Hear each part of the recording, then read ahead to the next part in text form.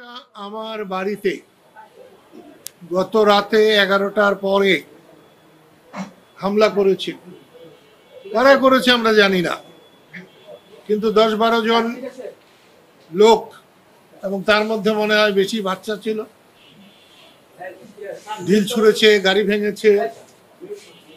কুঠা বিরোধী আন্দোলন, বৈষম্য বিরোধী আন্দোলনের পরে আমরা এই স্বৈরাচারী মনোভাব আশা করি নাই। আওয়ামী লীগ যদি স্বৈরশাসক হয় তাহলে আজকের অ্যাক্টিভিটিস, কর্মকাণ্ড, তাকে আমরা কি বলে অভিহিত করব? আমি বঙ্গবন্ধুর সৈনিক, আমি মুক্তিযোদ্ধা।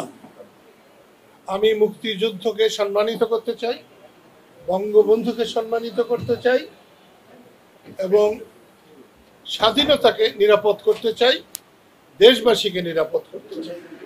এখানে শেখ হাসিনার নেতৃত্বের আওয়ামী লীগের কোনো জায়গা নেই। মুক্তিযোদ্ধাদের সমাবেশ ডাকা হয়েছে, সেখানে কেন যাব না? 10টা মানুষ থাকলেও আমি যাব। এবং